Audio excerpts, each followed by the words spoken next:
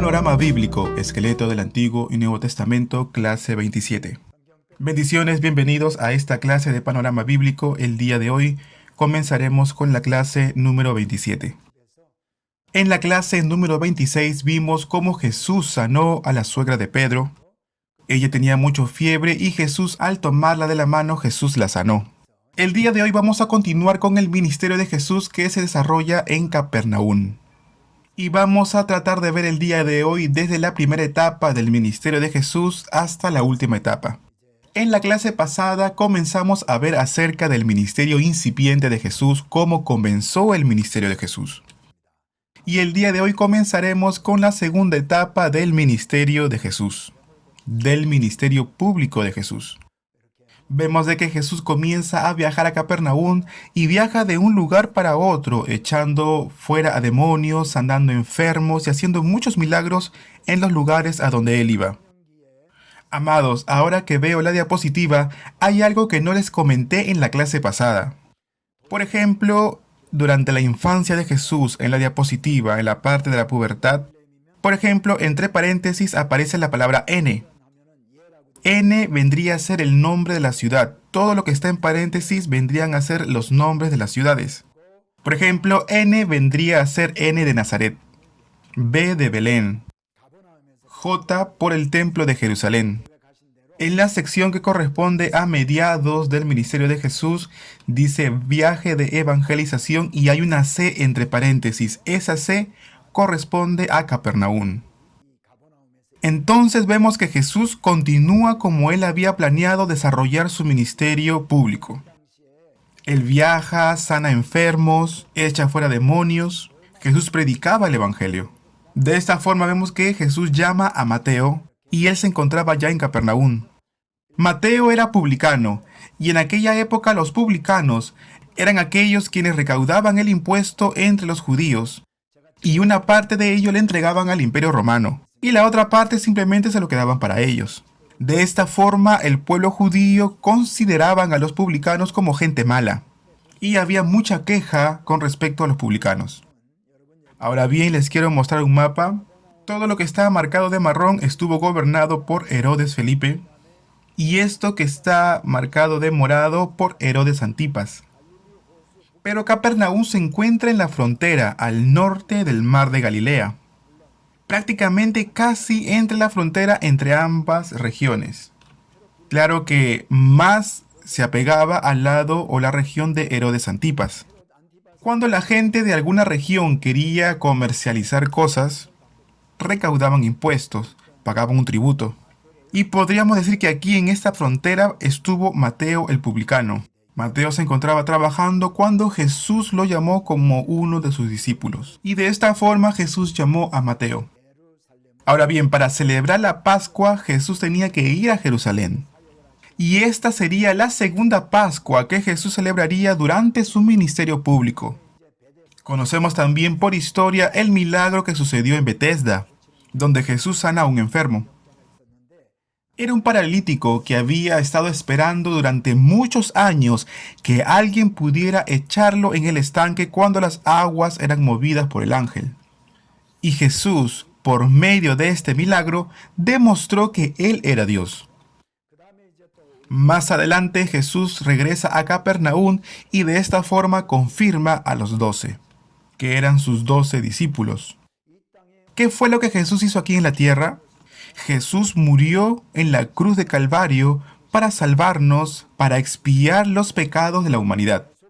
Pero además de su crucifixión, del trabajo por el cual vino a este mundo, durante sus 3 años y medio de ministerio público, Jesús se dedicaba a sanar a muchos enfermos. También realizaba muchos milagros, señales, prodigios, incluso levantando a los muertos, dándole vista a los ciegos, levantando también a los paralíticos, echando fuera demonios, sanando a aquellos que tenían fiebre, lepra, cosas que los del mundo no podían hacer.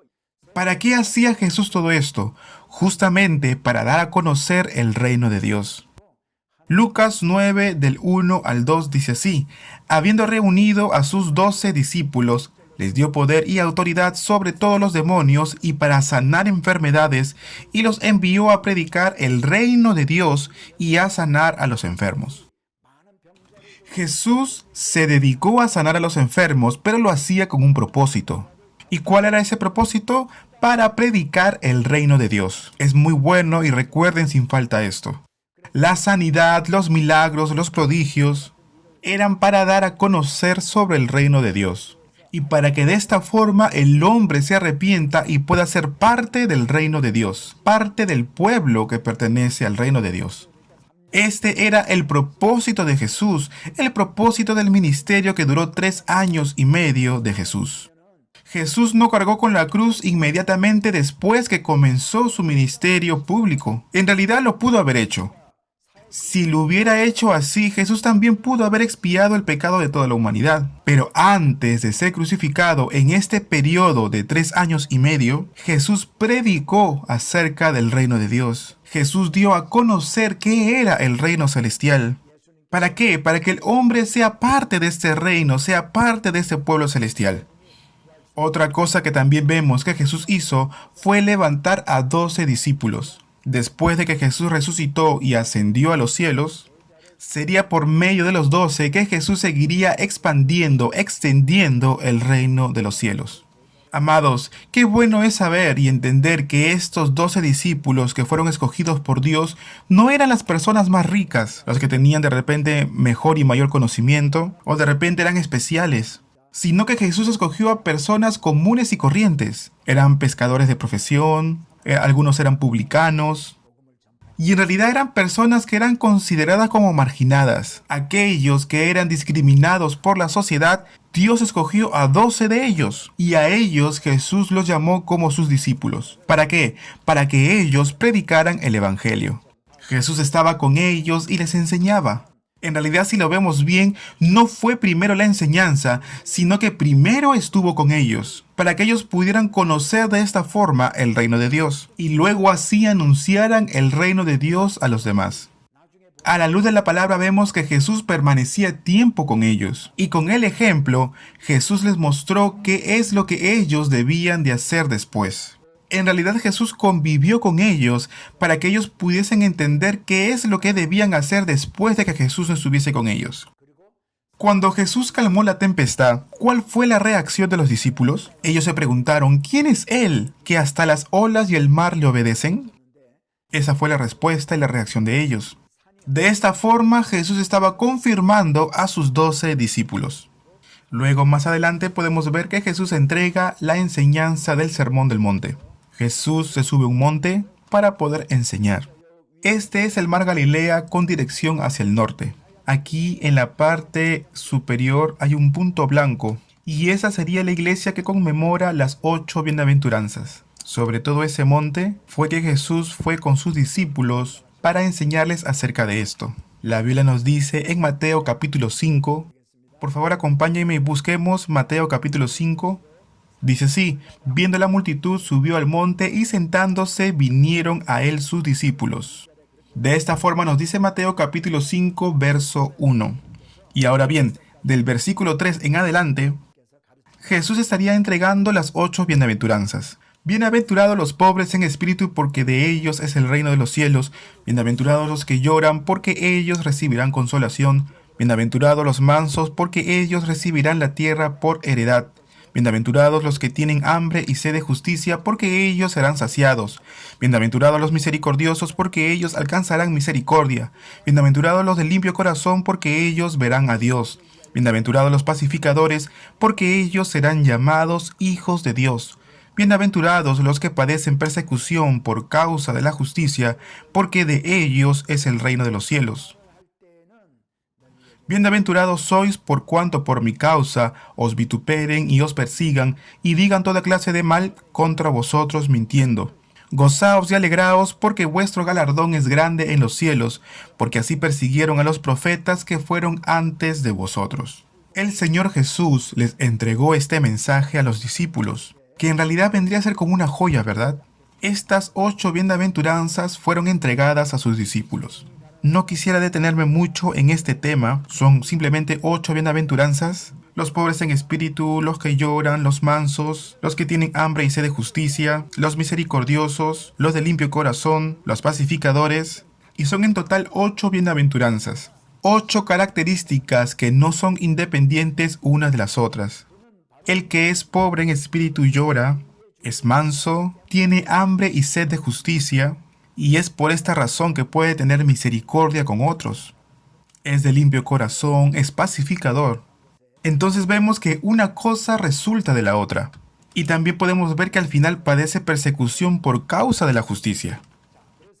Entonces, desde el monte de las 8 bienaventuranzas, esta es la vista hacia el mar de Galilea. Esta es la colina del monte de las 8 bienaventuranzas. Y como les dije, en la cima de esta colina se puede encontrar una iglesia, que es una iglesia que conmemora las 8 bienaventuranzas. Ahora bien, quiero también, aparte de estas fotos, mostrarles lo que hay dentro de la iglesia. Esta foto es una maqueta de cómo se ve la iglesia desde lejos. Miren aquí, en la parte superior de la iglesia hay un domo. Y ese domo tiene 8 lados. Y por dentro se vería de esta forma. Cada ventana lleva ciertas inscripciones, en donde se encuentran las 8 bienaventuranzas. El pobre en espíritu, el que llora, bienaventurados los mansos. Es decir, que cada bienaventuranza está plasmada en una ventana. Cuando nosotros viajamos por Israel pasamos por esta iglesia. Y en realidad tiene una acústica hermosa. Y es un lugar muy significativo porque Jesús allí mismo estuvo enseñando las 8 bienaventuranzas. Entonces de esta forma nosotros cantábamos un coro. Cantábamos una alabanza sobre las 8 bienaventuranzas. Y era una alabanza que todos cantábamos juntos y en ese momento, en ese tiempo, era de mucha bendición. Porque recordábamos que Jesús había enseñado en ese lugar las 8 bienaventuranzas. Ahora bien, volvamos a otro mapa. Este es el mar de Galilea. Este es el mar de Galilea y en la parte de abajo se encuentra el valle del Jordán. Luego también vemos a la mano izquierda el valle de Jezreel. Y creo que ya en otras oportunidades bastantes veces lo han visto. Ya deben saber que por ahí se encuentra el monte Carmelo, el monte Gilboa, el monte More, monte Tabor. Nazaret se encuentra por aquí. Como les dije anteriormente, en el valle del Jordán comienza desde el mar de Galilea. El mar de Galilea se encuentra 210 metros por debajo del mar Mediterráneo. Y el mar Muerto se encuentra a 400 metros por debajo del nivel del mar. Entonces son 400 metros por debajo del nivel del mar Mediterráneo. Si seguimos un poco más hacia el sur encontraremos una ciudad Elá, por el lado de Israel. Y ahí encontraremos el Mar Rojo. Caba estaría en Egipto y Acaba en Jordania. ¿Se acuerdan que hablamos de 3 ciudades que estaban casi pegadas? Hasta ahí bajaría todo el terreno. Y estas serían las características geográficas del lugar. Ahora bien, esta parte verde que se encuentra en la parte superior tendría que estar unida con el mar de Galilea. Tendrían que en realidad todo eso ser un valle hasta abajo. Pero por movimientos volcánicos que entraron en actividad, dieron origen a unos montes. Es por esta razón que ya no es más un valle, sino que se transformó en una montaña. Pero esta tierra que está de verde, que se encuentra más al norte, es un valle, y es conocido como el Valle de Jule. Al sur no había montañas, pero por actividades volcánicas se transformó y nació un monte o una montaña. Esto que está aquí es Capernaum. Ahora bien, quiero explicarles algo más.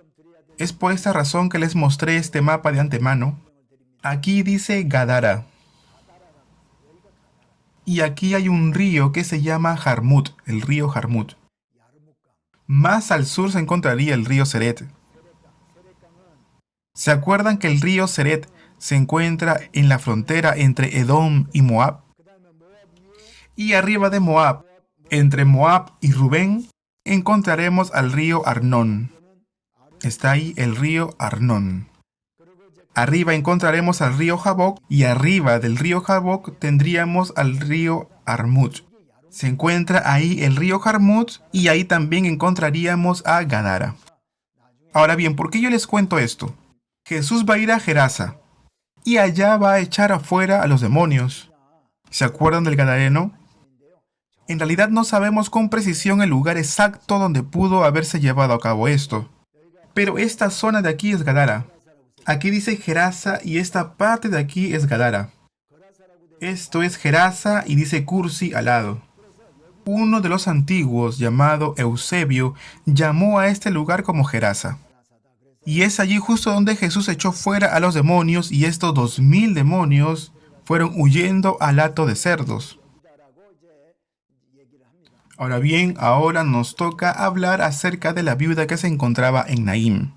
Exactamente de la muerte del hijo de la viuda de Naín, a quien Jesús resucita y después de este hecho Jesús iría a Gerasa. Y vemos que luego de esto Jesús calma la tempestad.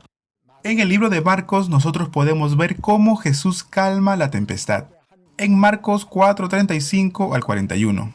Y en el capítulo 5 dice la palabra de Dios y nos cuenta cómo Jesús fue a Gerasa y ahí se encontraría con el endemoniado a quien lo liberta y echa fuera los demonios. Jesús, después de enseñar, le dice a sus discípulos: pasemos al otro lado. Ahora bien, ¿a qué se refiere Jesús con el otro lado? Jesús estaría refiriendo a Gerasa. Jesús quiere dirigirse a Gerasa para echar fuera a los demonios. En la siguiente foto podemos ver esto es Tiberias. ¿Dónde queda Tiberias? Tenemos al mar de Galilea. Al oriente del Jordán sería acá. Oriente del Jordán y occidente. Del lado occidental hay un lugar que se llama Tiberias. Y arriba se encontraría Capernaum. De este lado Genesaret. Y justamente desde aquí se tomó aquella foto. Esto que ven al norte, en la parte del fondo, esto es Capernaum. Cuando Jesús estaba en Capernaum, Jesús les dice a sus discípulos: pasemos al otro lado. Jesús entonces toma a sus discípulos y se sube a la barca y todos ellos juntos estaban cruzando. En Marcos 4, 35 y 36 dice también que había juntamente con él otras barcas. Da a entender entonces que no había viento. Yo he viajado varias veces al mar de Galilea, y cada vez que yo he ido al mar de Galilea es muy difícil ver olas. De día es bastante calmo. Vemos entonces que Jesús se sube a una barca, sale de Capernaum, y de pronto vemos que se levanta una gran tempestad. Y la palabra de Dios dice que las olas eran tan altas que entraban en la barca y hacía que la barca tambaleara y que negara. Pero dice la palabra que Jesús estaba durmiendo en la popa sobre un cabezal. Los discípulos entonces despiertan a Jesús, estaban muy desesperados. Y de pronto los discípulos despiertan a Jesús diciéndole y gritándole: Maestro. Yo creo que sería casi con enojo. Y le dicen: ¿no tienes cuidado que perecemos? ¿Estamos por morir y tú sigues durmiendo? Entonces Jesús, levantándose, reprende al viento y también dijo al mar: calla, enmudece. Y de esta forma cesó el viento y se hizo grande bonanza. Y exactamente dice: y se hizo una grande bonanza. Jesús entonces les dice a sus discípulos: ¿por qué estáis así tan amedrentados? ¿Cómo no tenéis fe? Amados, es de esperar que los discípulos tengan miedo. Pero Jesús les está reprendiendo por la falta de fe. En el libro de Lucas nos dice que son hombres de poca fe. ¿Poca fe o que no tienen fe? Entonces Jesús está catalogando a sus discípulos como hombres de poca fe o que no tienen fe, al tener temor ante la tempestad que se había levantado. Ahora bien, ¿por qué Jesús les habrá reprendido de esta manera? ¿Cuál era la fe que Jesús esperaba ver en sus discípulos? Ahora bien, pensemos en esto. ¿Qué habrá significado su reprensión o la reprensión de Jesús para con sus discípulos? Jesús le habrá querido decir: pero si yo me encuentro aquí en la barca con ustedes, ¿cómo es que ustedes pueden tener tanto miedo? ¿O acaso es que ustedes piensan que esta barca puede anegarse? que esta barca podría hundirse si es que yo estoy aquí adentro con ustedes? ¿Por esto tienen miedo? Es por esa razón que son hombres de poca fe. En realidad, amados, yo no creo que sea de esta forma. ¿Por qué? Porque Jesús al levantarse, ¿qué fue lo que hizo? Cayó el viento. Dice la palabra de Dios que Jesús se levantó y cayó el viento. Reprendió las olas y dijo, calla, enmudece. Raras veces vemos en la Biblia mandatos de reprensión, de callarse, de enmudecer a una cosa inanimada. Porque cada vez que encontramos en la Biblia que Jesús va a reprender a alguien, va a ser siempre a una persona.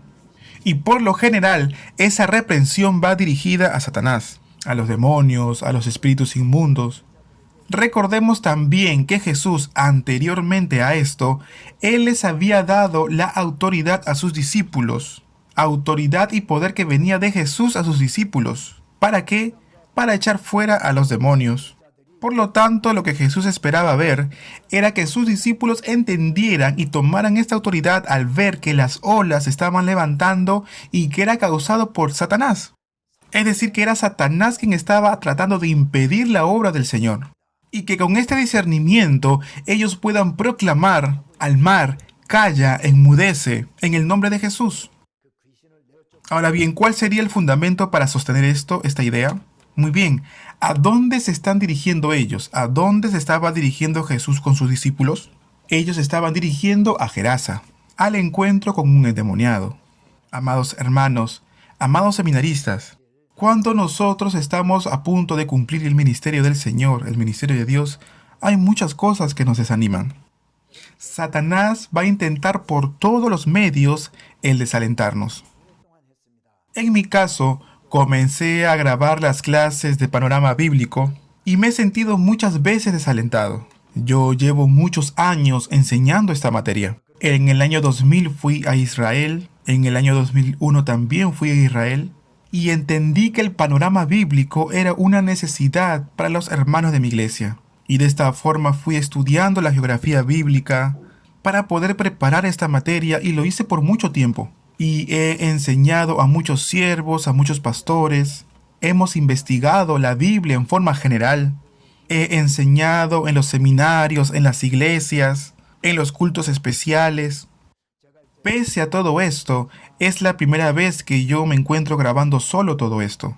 Que grabo estas clases delante de una cámara para poder subirlas por YouTube. Para mí todo esto es primera vez.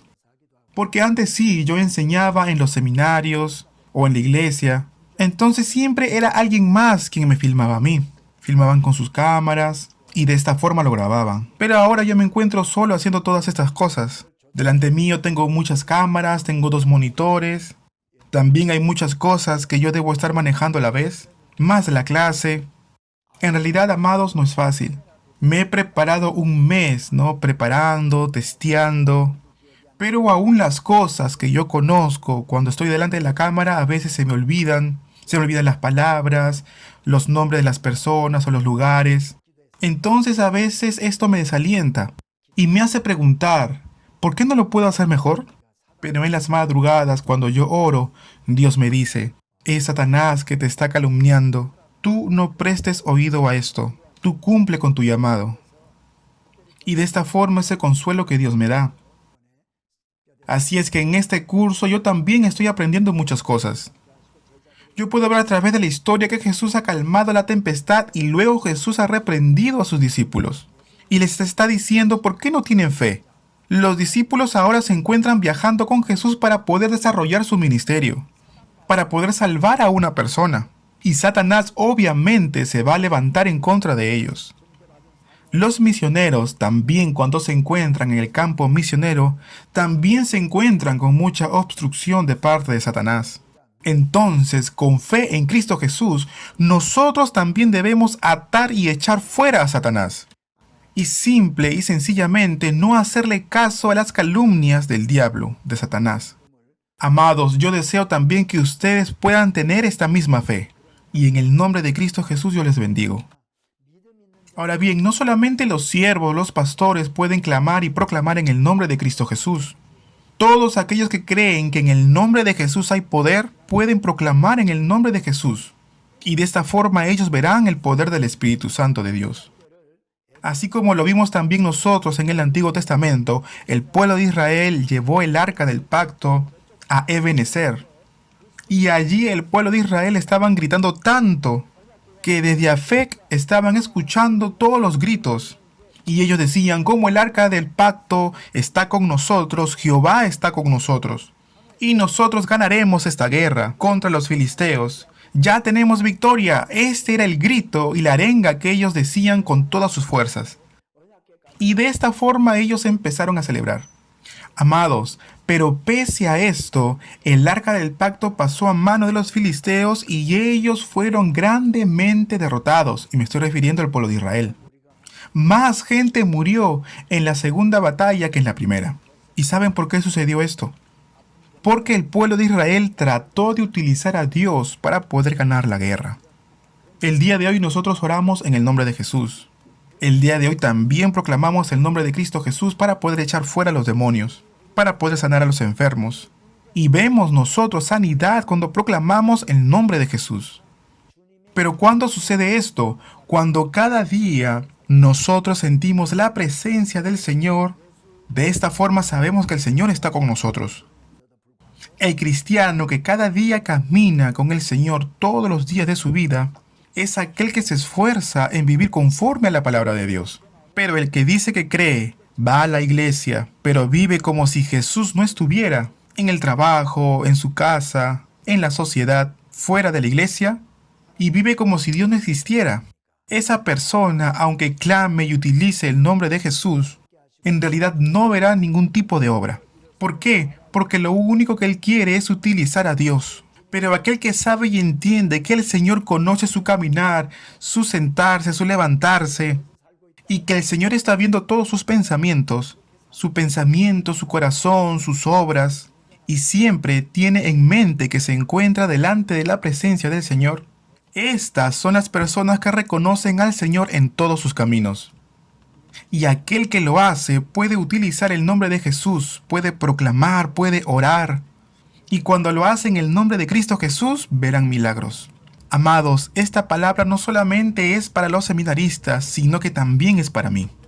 Es para el crecimiento de fe y para que realmente yo entienda que necesito crecer en mis obras. Bien, entonces vemos que Jesús calma la tempestad.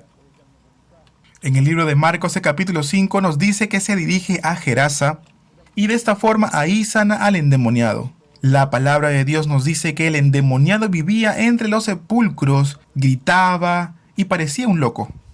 Aunque le ataban con cadenas, él rompía los grilletes, rompía las cadenas. Y Jesús, al llegar allí, él mismo salió al encuentro de este hombre y fue reconocido por el endemoniado. Ahora bien, no fue el endemoniado quien lo reconoció a Jesús, sino que fueron los demonios que se encontraban dentro de él quienes reconocieron a Jesús. Reconocieron al Señor. Podemos recordar también cuando Jesús entró al templo o a la sinagoga que se encontraba en Capernaum, fueron los demonios o el demonio quien reconoció a Jesús y reveló la identidad de Jesús. Es así como los demonios que se encontraban en este hombre gadareno le dicen a Jesús: Jesús, por favor, déjanos salir y entrar al hato de cerdos. En realidad los demonios estaban pidiéndole permiso a Jesús. Los demonios entran en aquellos cerdos y 2000 cerdos mueren. Al escuchar esto, después de todo lo sucedido, muchas personas de la ciudad se acercan a Jesús y le dicen: Jesús, por favor, salga de estas tierras, porque aquí es una zona donde se crían cerdos. En realidad es una tierra gentil, y es una de las 10 ciudades de Decápolis. Por ejemplo, Cursi, yo les decía y les hablaba acerca de Cursi, Curcio, Camala, también Gerasa o Gadara, Besán, Gerasa. Todas estas ciudades eran ciudades gobernadas por Siria. Y en esa zona mayormente comían cerdos porque era una zona gentil, era una tierra gentil. Entonces, para ellos el interés no era salvar a un endemoniado, sino que solamente les importaba su actividad económica. Entonces ellos, temiendo que la estancia de Jesús en ese lugar perjudicara más su trabajo económico, ellos le piden a Jesús que se vaya de ahí. Aquel hombre que fue sanado entonces le pide a Jesús el poder seguirle, Pero Jesús le dice que no, le dice que vuelva. ¿Para qué? Para que diera a conocer a muchos lo que el Señor ha hecho en su vida.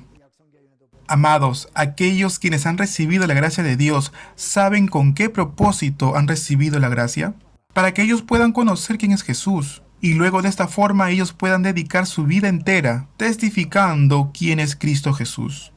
Es por eso que Jesús les da y les concede esta gracia. Los sana, los liberta. Es así como también lo vemos en el Antiguo Testamento. Dios, después que les concede gracia a su pueblo, Dios les dice: conmemórenlo, escríbanlo, anótenlo para que quede registrado. Levanten piedras, ¿para qué? Para conmemorar, para que ellos no se olviden. Para que el pueblo no se olvide de los favores que Dios ha hecho con nosotros. Después de este suceso, vemos entonces que Jesús sale de ese lugar y regresa a Capernaum. Y vemos que sucede la historia de la sanidad de la hija de Jairo. Jairo, un principal de la sinagoga. Ahora bien, no voy a detenerme yo en cada historia, pero vemos que después de esto Jesús envía a 12 discípulos. ¿Y qué es lo que les dice? Les dice que no tomen 2 túnicas, que ni lleven bordón, ni alforja, ni pan, nada para el camino. Solamente ellos tendrían que confiar en el Señor. Y de esta forma el Señor obrará a través de ellos. Cuando salgan a evangelizar, a hacer obra misionera, no lo hagamos con nuestro propio conocimiento, con nuestros propios recursos o con lo que nosotros tenemos. No debemos poner nuestra confianza en aquello que tenemos, sino que debemos confiar en Dios, mirar solamente a Dios y esperemos solamente el poder de Dios, y de esta forma veremos que Dios obra en nuestras vidas. Cuando los discípulos vuelven, ellos encuentran a una gran multitud de personas. Entonces Jesús les dice a sus discípulos: descansen. Pero Jesús, al ver toda la gran multitud que se encontraba allí, Jesús toma a sus discípulos y se suben a la barca y cruzan hacia el otro lado. Pero dice la palabra de Dios que la multitud les sigue. Jesús llega hacia el otro lado, pero dice la palabra de Dios que la multitud ya los esperaba al otro lado de la costa. Antes de conocer el mar de Galilea, yo no entendía esta parte. Yo decía: pero si Jesús se subió a la barca para evitar a la multitud, ¿cómo es posible que la multitud estuvo primero al otro lado de la costa esperando? Luego la palabra de Dios nos dice que Jesús, al ver la multitud, Él sintió compasión de ellos. Y de esta forma Él comienza a proclamar la palabra de Dios. Pronto empezaría a anochecer y ya la gente comenzaba a sentir hambre. Jesús entonces les dice a sus discípulos: denle ustedes de comer a estos hombres. Los discípulos le dicen a Jesús: ¿cómo nosotros podremos darle de comer a toda esta multitud de personas? ¿A dónde iremos nosotros a comprar para darles de comer a toda esta gente? Y sobre todo, ¿de dónde sacaremos el dinero para poder alimentarles?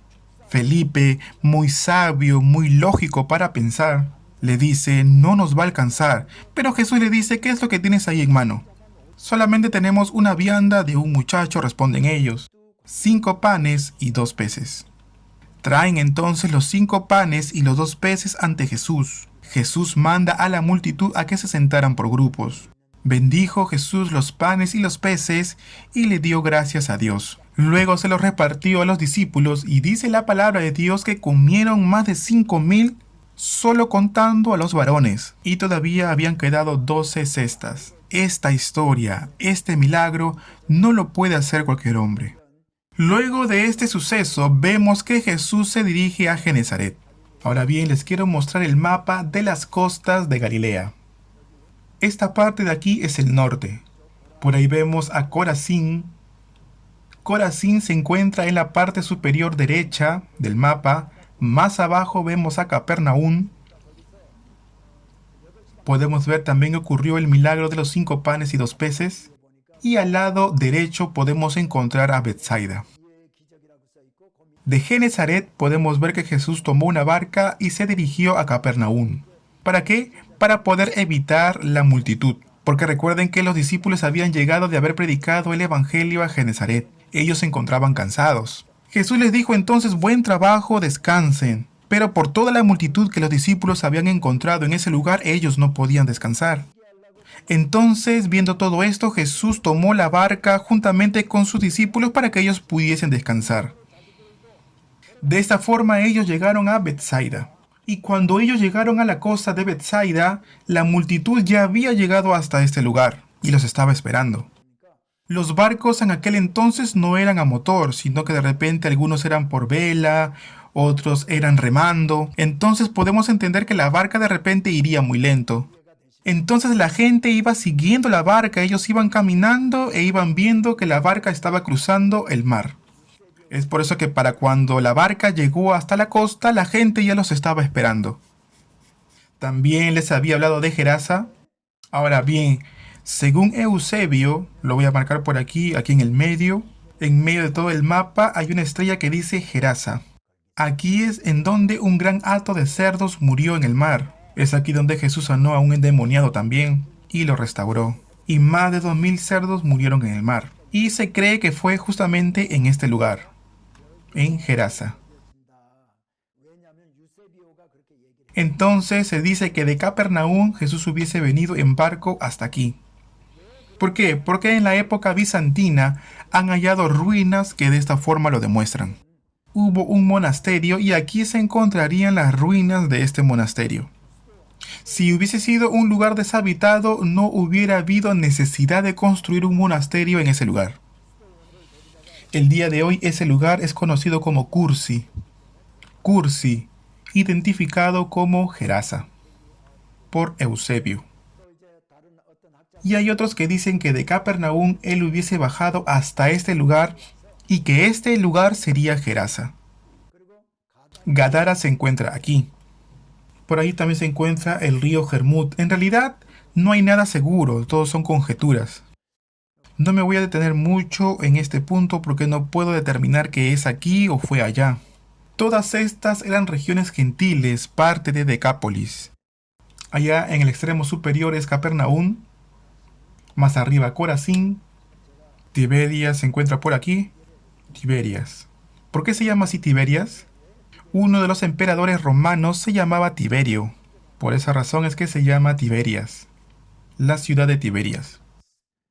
La Biblia también nos habla de María Magdalena. En hebreo es Magdalén María. Magdalén María. Es decir, María de Magdalena. En el tiempo de Jesús habían muchas Marías. Estaba María, la madre de Jesús, María Magdalena, y así como ellas otras más.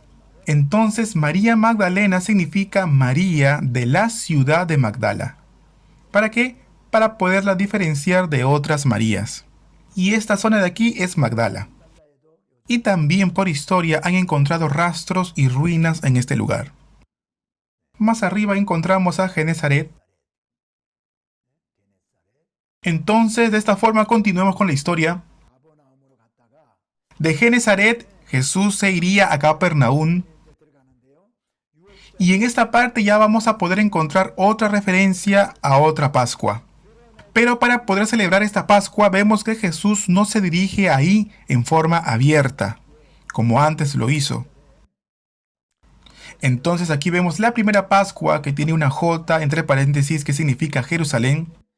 Tenemos la segunda Pascua y Jesús estaría desarrollando su ministerio en Galilea. Y ya para la tercera Pascua, Jesús estaría mucho tiempo fuera de Galilea. Jesús estaría fuera de Galilea evangelizando, llamó también a Mateo. Pero ya a mediados del ministerio público de Jesús, Jesús estuvo prácticamente un año evangelizando y trabajando en Galilea. Ahora en este punto Jesús se iría fuera de Galilea. ¿Exactamente a dónde? A Tiro. Tiro y Sidón. Y entre medio de estas dos ciudades encontramos a Sarepta. ¿Se acuerdan que yo les hablé de la viuda de Sarepta? Al lugar donde Dios mandó a Elías a recibir provisión de una viuda, la viuda de Sarepta, ¿se acuerdan? Tiro y Sidón se encontrarían en Fenicia, ¿verdad? Una nación gentil, una nación muy idólatra de Baal y de Acera. ¿Se acuerdan que Ed Baal también era sacerdote de Baal? Era profeta de Baal, al igual que su hija Jezabel. Jezabel se casaría entonces con Acab, hijo de Omri, y rey de Israel, el reino del norte. Jesús iría entonces a Tiro, una ciudad gentil, y allí sanaría a la mujer de Ciro Fenicia. Ciro Fenicia. En aquella época, Fenicia estuvo gobernada por Siria. Entonces era Fenicia y Siria, es decir, Fenicio-Sirio. ¿Por qué este nombre? Porque recibía el dominio de Siria. Por esta razón es conocida esta mujer como Ciro-Fenicia. Ahora bien, podríamos entenderlo de otra forma, como una mujer que vino de Ciro hacia Fenicia. Pero respecto a su origen, ella es cananea. Ciro-Fenicia, una mujer cananea. Entonces podemos ver que Jesús también hace el milagro en aquel lugar. Ahora bien, sobre Corazín y Betsaida, Jesús dijo lo siguiente: Ay de ti, Corazín, ay de ti, Betsaida, porque si en Tiro y en Sidón se hubieran hecho los milagros que han sido hechos en vosotras, tiempo ha que se hubieran arrepentido en cilicio y en ceniza. Ahora bien, ¿por qué Jesús habrá condenado a Corazín y a Betsaida, tomando como ejemplo a Tiro y a Sidón? Si yo hubiese hecho estos milagros en Tiro y en Sidón, ellos ya se hubiesen arrepentido. Es lo que trata de decir Jesús. ¿Pero por qué Jesús toma como ejemplo a Tiro y a Sidón? Capernaum, Betsaida y Corazín eran ciudades habitadas por judíos. Habían sinagogas también en esos lugares. Sinagoga en Capernaum, sinagoga también en Corazín. En Betsaida todavía no han encontrado rastros o ruinas de sinagogas, pero las tres ciudades eran habitadas por judíos.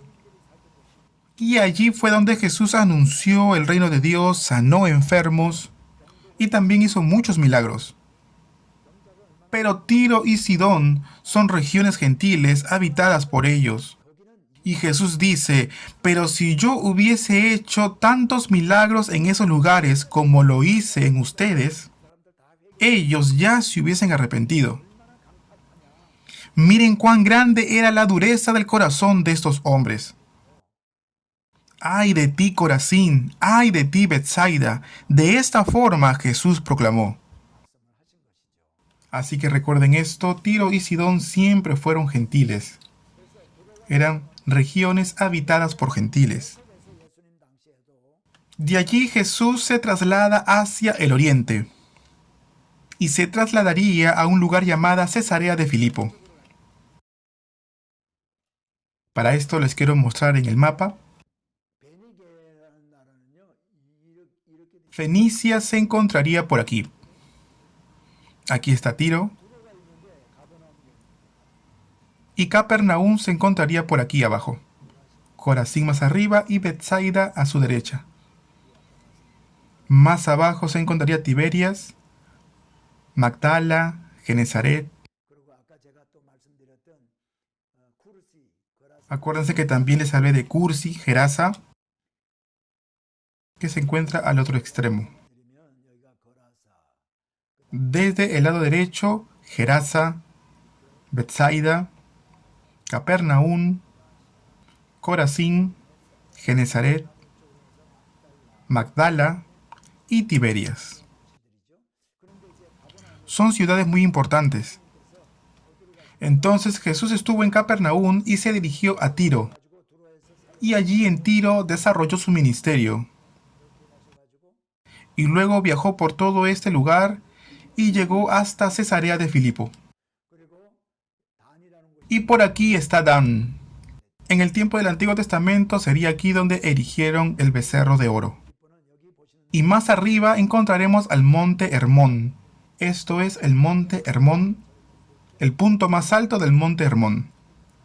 Cesarea de Filipo se encontraría entonces como las faldas del monte Hermón, y es allí en Cesarea de Filipo que Jesús le preguntaría a sus discípulos: ¿quiénes dicen la gente que soy yo? Jesús estaba preguntándoles a ellos, a sus discípulos, cuál era la identidad de él, de Jesús. ¿Cuál era la identidad que Jesús quería revelar a sus discípulos, a la gente, sanando, echando fuera demonios, calmando las tempestades? En realidad Jesús hizo muchas cosas. Ahora Jesús quería saber cuál era la opinión o el concepto que ellos tenían acerca de Jesús. Ahora bien, ¿por qué Jesús hizo esta pregunta ahí en Cesarea de Filipo? ¿Por qué? Porque ahí en Cesarea de Filipo era una ciudad muy idólatra. Estaba el templo del dios Pan, estaba también el templo del dios Cabra, también había un templo y una imagen del emperador Augusto. Hacían hoyos, cuevas para dejar allí muchos ídolos en un monte. Entonces la idolatría era muy fuerte en aquella ciudad. Es por esa razón que es ahí donde Jesús pregunta: ¿quién dice la gente que soy yo? Ellos responden y dicen: unos dicen que tú eres Elías, otros dicen que eres Juan el Bautista. Jesús le dice a sus discípulos: entonces, ¿quiénes creen ustedes que soy yo? Pedro se levanta y responde: tú eres el Hijo del Dios viviente. De esta forma, Pedro confesó. Jesús luego bendice a Pedro por esta confesión, le elogia por sus palabras.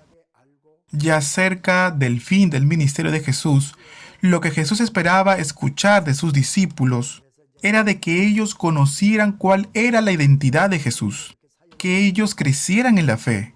¿Para qué? Para que ellos puedan andar en los caminos de Dios después de su partida. Ahora bien, les quiero mostrar algunas fotos de Cesarea de Filipo. Cesarea de Filipo. Esto es lo que se ve hoy en ese lugar. Vamos a encontrar fuentes de agua. Esta fuente de agua baja del monte Hermón y son aguas que corren en forma subterránea y hay muchas fuentes de agua en ese lugar. Miren aquí, el agua cae por todo este lado y se dan cuenta que sale en forma subterránea. Esta agua entonces llegaría hasta el mar de Galilea y se forma el agua del río Jordán.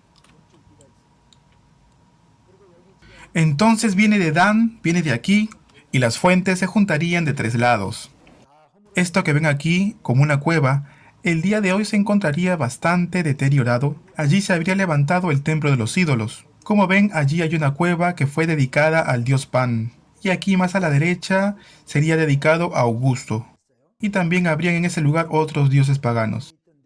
Todo eso son ruinas de templos paganos. En ese lugar habría habido un templo pagano. Y todo esto son ruinas y vestigios de templos paganos.